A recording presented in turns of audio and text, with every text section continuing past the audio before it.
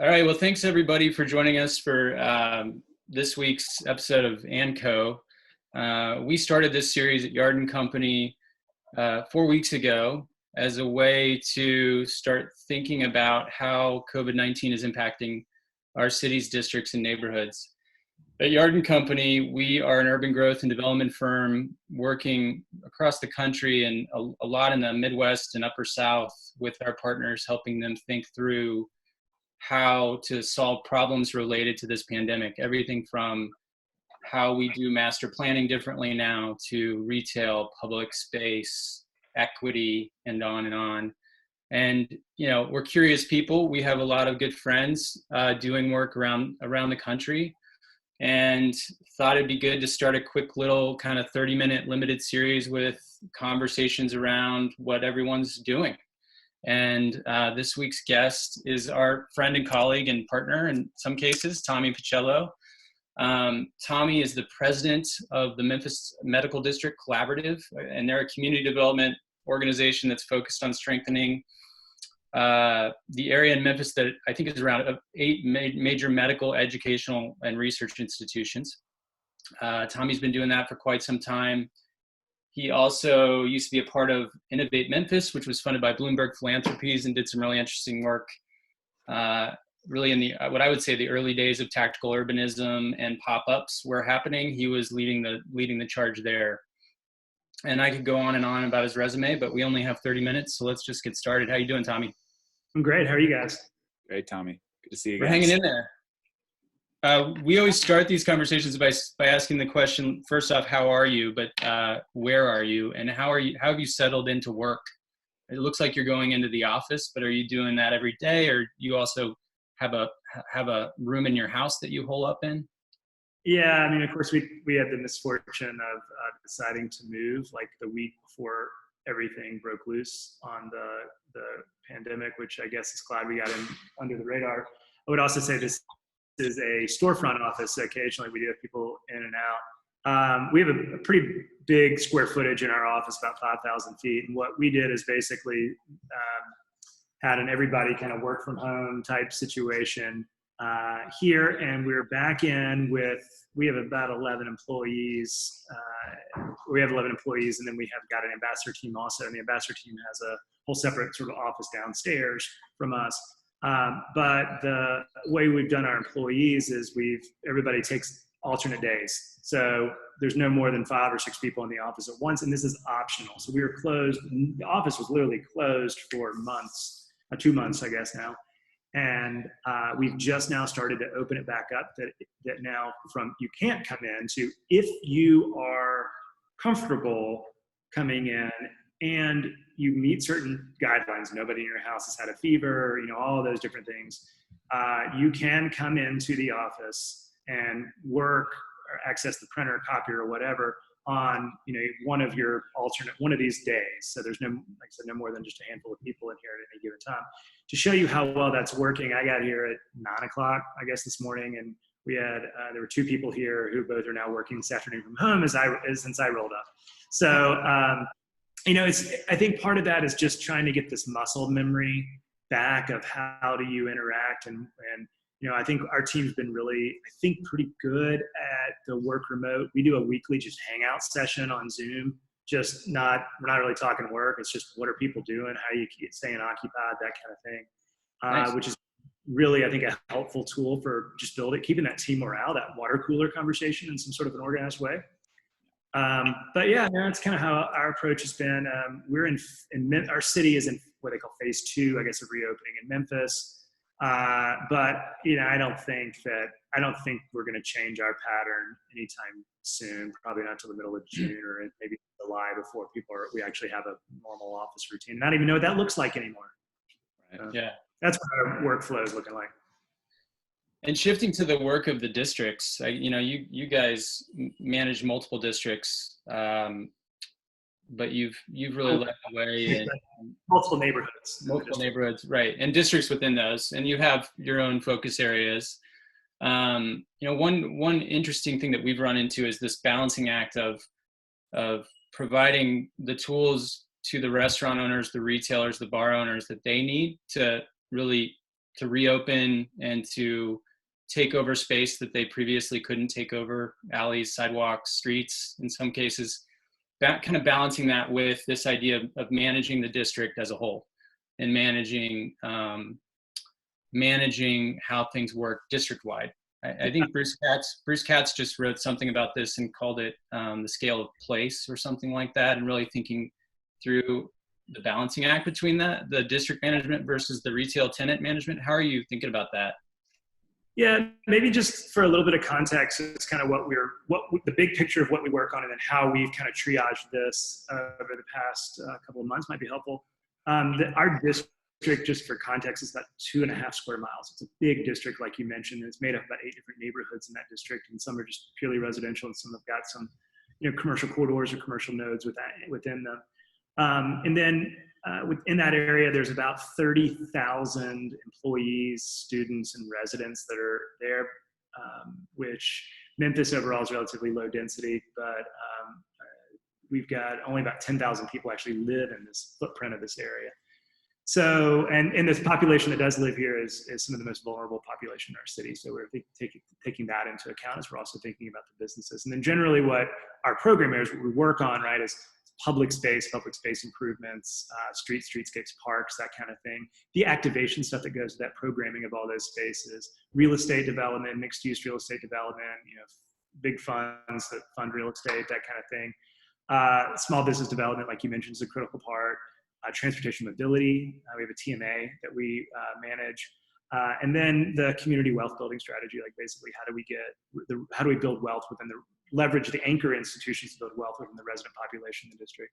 And then of course, sort of the community engagement piece that goes along through all of those things. That's our normal portfolio. And like if you read our 2019 report, that's kind of the stuff you see us talking about, right? Mm-hmm. Like, but in the past few months, a lot of that's changed and pivoted. I think it's been a balancing act in a couple of different ways. Like the first thing that we were a baby sort of retail district. Like we're just starting to see, in 1970, there were 30,000 people that lived in the medical district, and today there's 10,000. So as there was an outmigration of people, and we created a monoculture of kind of medical biotech uses, we really lost our retail, neighborhood serving retail core.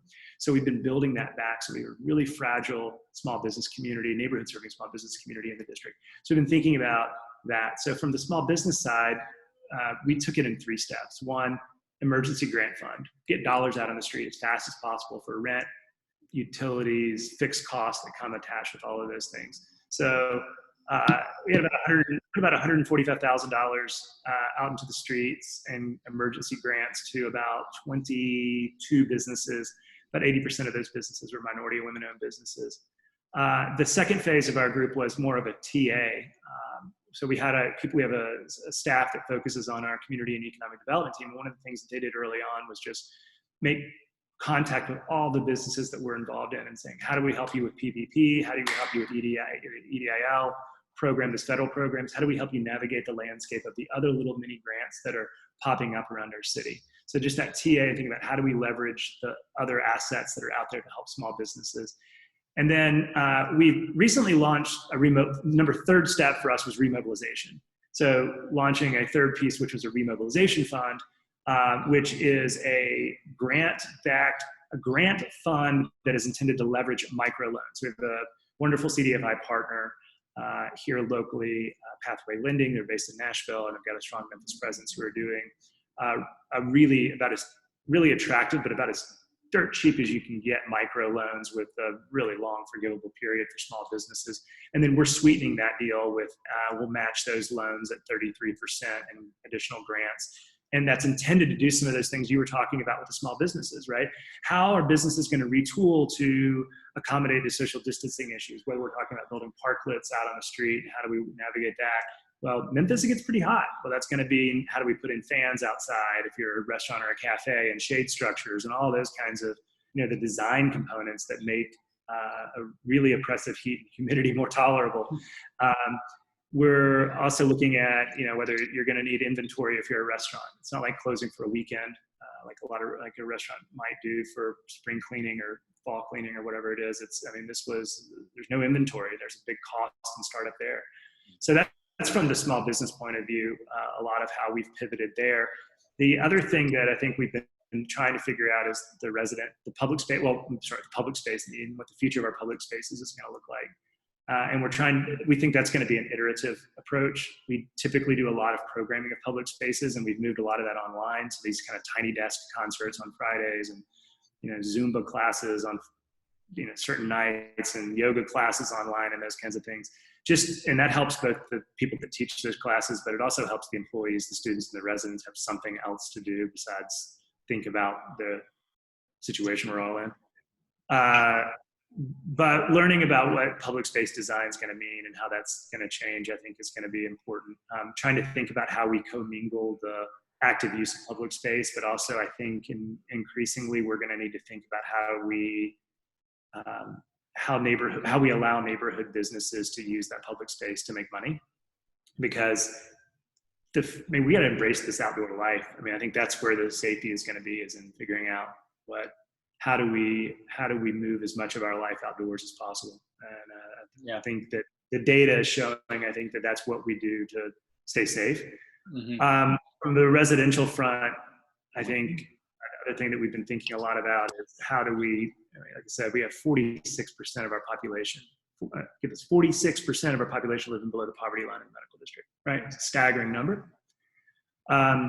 We have one of the programs that we run is a program called Hire Local. We've got about 70 or 80 people from the neighborhood in that are working on getting training and then getting into jobs at the institutions, and things like stipends through to the residents and people that are part of that for rent and utility assistance. But there's also all these informal networks that are in the neighborhoods that we don't know. And so having to partner with our neighborhood leaders, right? Our neighborhood group. We look at ourselves in a way like an intermediary organization.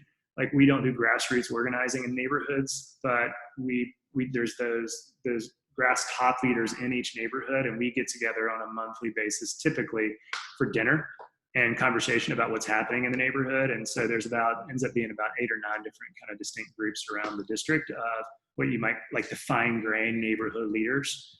And we've been working through them. We doubled the amount of money we use each year towards neighborhood grants. And for instance, we just got an application a couple of days ago, and it was for PPE equipment for the residents in that neighborhood.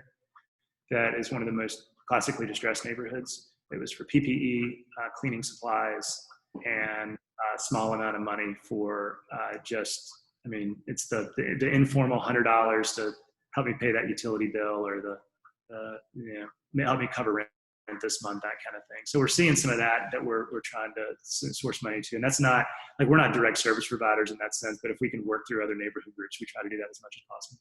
Right. So there's a few things of how we've pivoted in some areas. Tommy, you're unique, I think, in terms of the district managers we've talked to, in that you've got residential heavy neighborhoods, and you've got business districts themselves that serve those neighborhoods, and then you've got anchor institutions, of course, which gives you a huge data set. And I know your organization has been really good historically at tracking data and kind of taking the temperature of all those constituencies.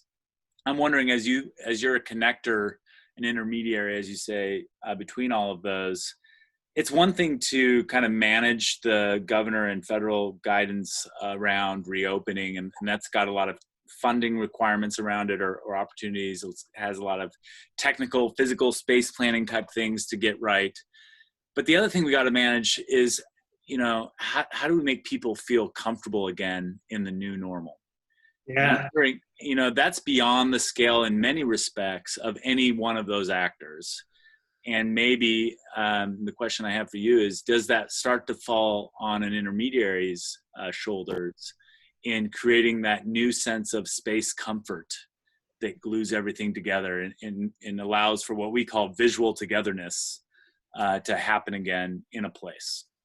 And what are you doing if that's true? What are you doing to kind of be intentional about that? I don't know that we've executed on anything specific there, and I say that primarily because we're still not fully open, right? So we're still not doing programming in public spaces yet. We're not back to that level, but I think it's coming. I think that the main thing that we're thinking about is how do we make it comfortable to be outdoors. as much as possible. The other things that I think we're starting to think about is, we are a medical district, so we have a lot of our, people that are literally on the front lines of our community's COVID response or work here every day, study here. And I think to some of them, the difference between the conditions in the hospital and what we might see in the neighborhood, their assessment of the risk is probably a little different than your assessment of the risk might be. It's probably like, okay, I just left the ER and now I'm out in a park. I feel a little bit better about my environments, right? So I think there may be potentially some of that we'll see. I think that there's a lot of work happening right now in the retail sectors about people's just readiness to shop, readiness to buy.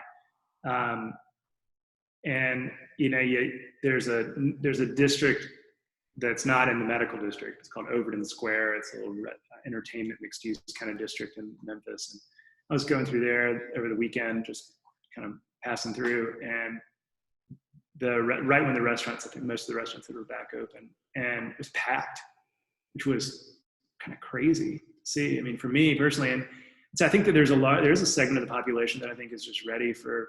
Now, most people were outdoors. Many people were wearing masks. By the way, not an ascot, but many people were wearing masks, and they were distanced and all that stuff. But I mean, it was pretty decent crowds. Yeah. So I think that there's a segment of the population that is ready to come back to some level of normalness, whatever that looks like. We are seeing, though, most of the businesses, neighborhood serving businesses, while a couple of them in our district are opening, most of them are not.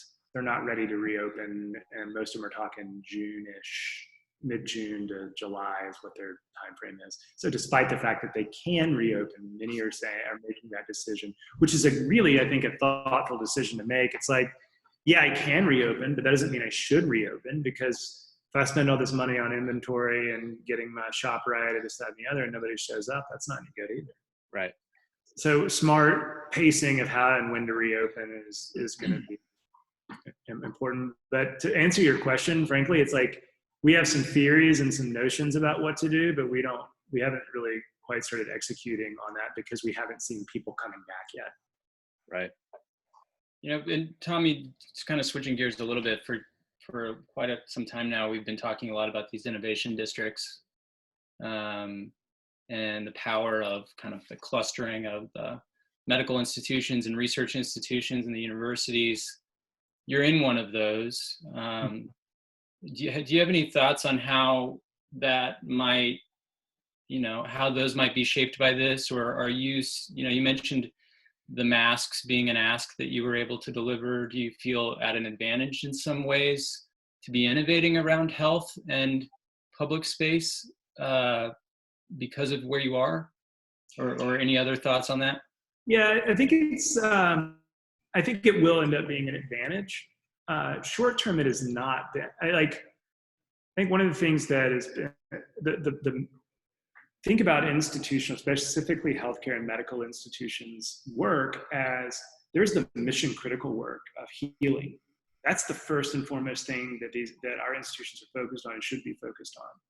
What we are trying to do is support them at this point in the game, try to support them in any way that we can right now, whether that's coordinating, restaurants and saying, hey, here's a sheet of all the restaurants in the district that are doing delivery, we'll do box lunches, that will do those things for your staff, right? Let us help you do those kinds of things. As we start to see in theory, as we start to build the capacity back around our healthcare and around some of those other things, I think that there'll be more capacity within the institutions for us to turn back open to what's happening in the community. But I think that frankly, we've been really focused on the immediate frontline, the needs of the immediate frontline workers in the district, and saying how can we, whether it's encouraging public artwork or signage or anything like that we can do that makes somebody's day a little brighter. We're doing those kinds of things, and then I think as we get a second to catch our breath, I think that the institutions will be able to have perhaps a more expansive conversation about how we can leverage what they're doing to support the community around. Yeah, I think we're still in this phase. We're in the trend. Yeah, and I think that's a really interesting point about supporting the hospitals. I also think even if you're not in a district like yours, we're still in this phase. I don't know if you remember the book, I read it, The Happy City, where Yeah. I think a lot of what we're doing right now is just these interventions are ways to just get people happy again. I think there's a mental health component to this. And people want to, even though we can't handshake or hug, we want to kind of see people. We want to feel safe when we do it. We want to be out in the sun. I don't think we've left that phase yet. So I think that's interesting how it also applies to the medical institutions. Tommy, you mentioned briefly the approach to open space that you're taking around kind of incrementalism, which is kind of part of your guys' brand, and frankly, one that Memphis as a whole has embraced. What have you noticed, because Memphis has a track record of kind of incremental and tactical interventions in space and streets and that kind of thing? What has been the mobilization around innovating in public spaces to create more room? What's that scene like right now? There's, Memphis as overall has not really jumped on the whole COVID streets bandwagon like a lot of cities have. And I'm a little bit surprised by that actually, because they're typically pretty good at that. We have seen, there have been some streets that are closed. Riverside Drive next to the riverfront has been closed, which is great. So we're seeing that's, or I guess the new nomenclature is that it's been opened to other forms of mobility than just the car. We're not closed anymore, I guess. So we've seen some examples of that around some of our more popular parks. But, it's been really fascinating to watch what's been happening in New York and Oakland and Philly and some of the other cities. I don't know what y'all are doing in Cincinnati, but to see some of the... We won't talk about it. We haven't seen as much of a full open plan. Now, I will say that in the medical district, we have been really super aggressive at looking for opportunities to where we can do road diets and add in rather large protected bike lanes and pedestrian infrastructure all around our district. And I will tell you that we are noticing that is getting used. Yeah. So, I mean, there's some validation in the fact that that I see there are more people walking, there are more people on bikes. I was up at the dog park just a little bit around noon today, and there were lots of signs of activity at the dog park. Yeah, were the dogs distancing themselves? Not so much, but there was people were. Being in Memphis, you don't have the occasion to have snack downs too often, I would imagine. But what COVID is allowing is essentially new ways of capitalizing on those desire lines and reclaiming public space.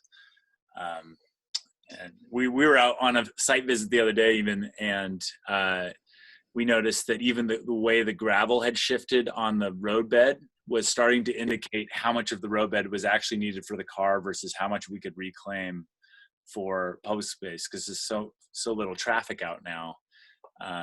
Those little desire lines and indicators are starting to be really powerful. And the districts that are going to be out in front of that are the ones that aren't going to kind of just give that all back, over time. They're going to try to keep onto it as public space and as walking and ped bike space.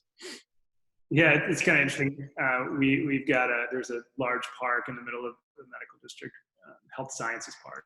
It's a former Confederate park, so it was it's a whole bunch of cultural baggage attached to this park. That's this whole other story. And we've been working to make some improvements in that park, and they've all just been completed in the past week. And so as people are coming back, it's going to be really interesting. It's going to be a completely new public space as people are coming back in. So it'll be kind of interesting to see and hear people's reactions to it as it's what do we come back into this?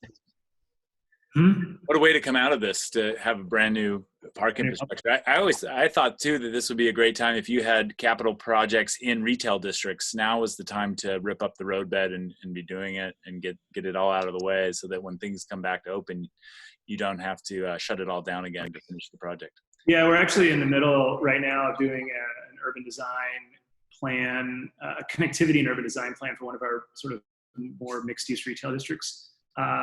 And really it's just saying, like, there's a lot of projects that are happening in this area, and there's no sort of really thought given to how those individual buildings, those projects that are in the pipeline, are going to address the street. So let's get some sense of where there's the short, mid, and long-term opportunities for streetscape improvements, and what's important about those streetscape improvements, so that when things are coming online, we can tell people, yes, we want street trees, we want, awnings, whatever that pedestrian scale lighting, whatever it is, and then where are there new connections that need to be made, and so that would require bigger capital projects. And so we had our kickoff meeting for this project, like, virtually. It was one of the first, like, virtual planning efforts that I've been part of on something like this, which was actually, I thought, went way better than I thought it would.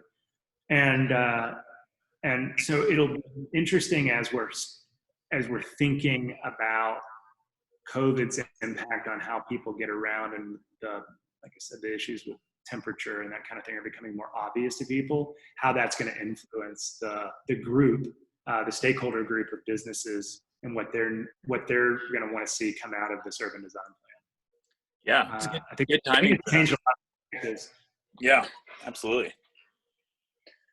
Well, Tommy, we're running up against, we have a couple more minutes left, I guess. One, before we wrap up, you guys, I think it's fair to say that you personally, but also your the collaborative in the districts in the neighborhoods that you're in, you've embraced incrementalism on the development side. So small developers, incremental development, and then simultaneously there's been talk about density being scary now, which I think is overblown to some degree, and there's some merit there.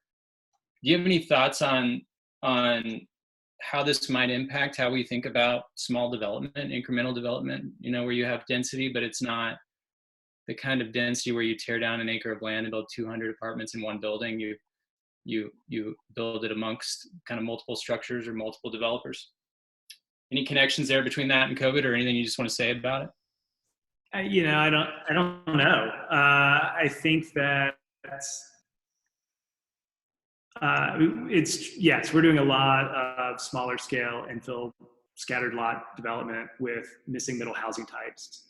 How I think that's going to be impacted by COVID is, I don't know I haven't seen what the residential market's response is going to be to this from an apartment point of view.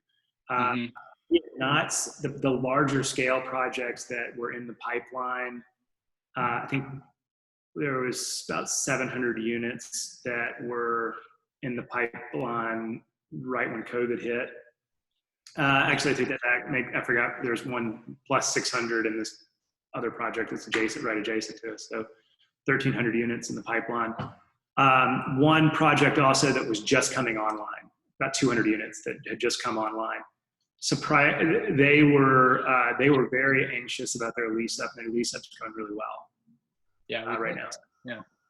So, I don't know that there's going to be this knee-jerk reaction away from multifamily. I mean, maybe there will be.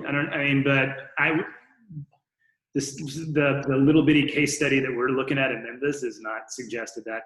We've had one project that was about 140 units hit the pause button at first, and then they called us the other day and are like, well, we think we might kind of carry on. So I don't know that we're going to see the push away from the mid-scale, mid-rise, multifamily deal. We're moving forward with our missing middle infill housing projects as well. That's work that was all, tip of the hat to the Kresge Foundation and their support of and the Incremental Development Alliance both for getting that as a topic in Memphis, and something that the medical district as well as the whole city is now sort of embraced. Mm-hmm. This manages this whole incremental development sort of course track you can go on, and it's really a fantastic program. And so we're seeing those projects are coming online. We've just are building out our financing tools for that. We have.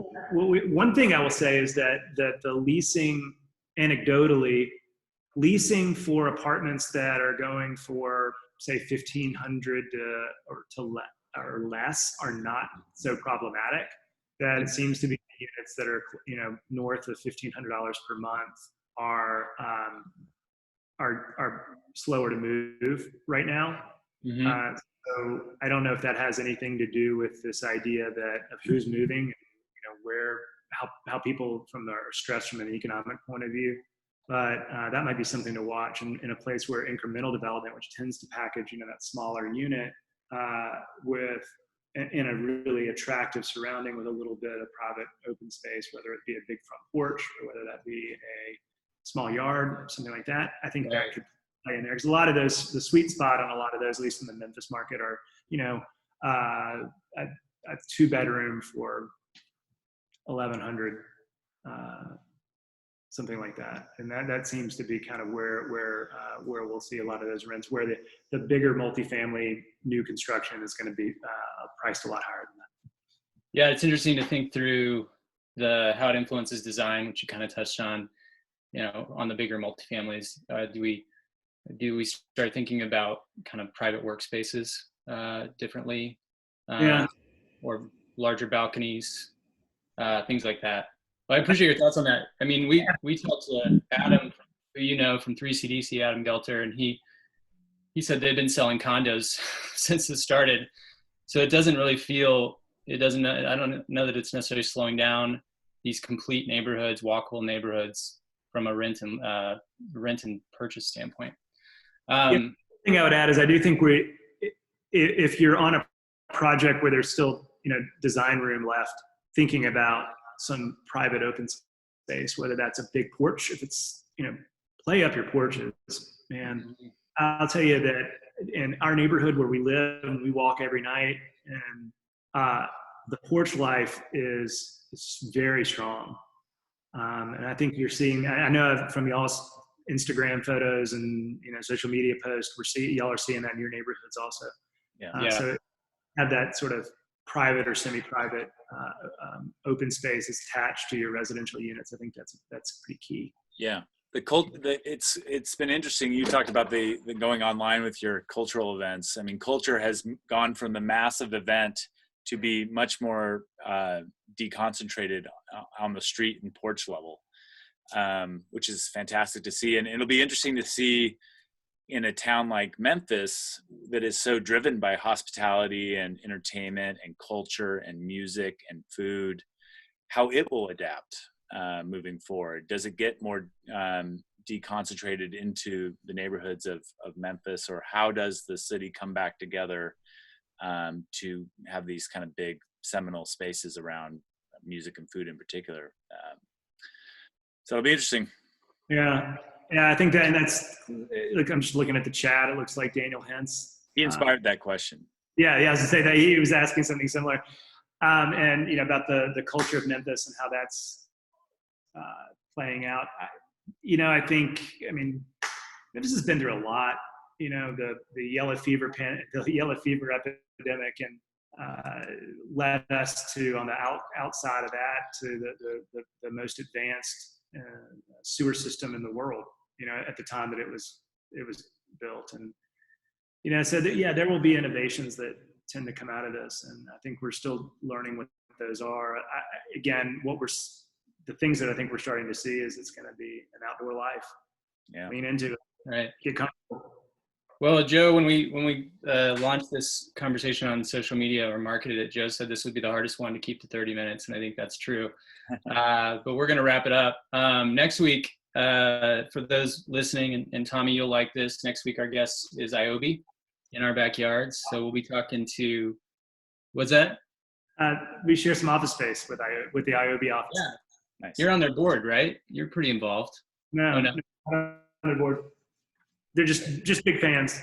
Yeah, well, they've done a lot in Memphis, and I think they just opened a chapter here in Cincinnati and hired somebody. So next week we're talking to Jennifer Allen out of the New York office, and Leslie Rich, who is their local hire here in Cincinnati. But I think it's going to be really interesting. We want to hear a little bit about how this is changing philanthropy, and maybe is it shifting more towards the crowdsource model and funding the small block neighborhood projects that Joe just mentioned, that you mentioned. So that'll be next week. We appreciate the time, Tommy. Hopefully we're back in Memphis soon and we can have barbecue at Alex's again. Let's do it. Yeah, that place was amazing. Thanks, guys. Tell Jennifer I said hi when you talk to her. I will. See you, man. Thanks, Tommy. Good seeing you.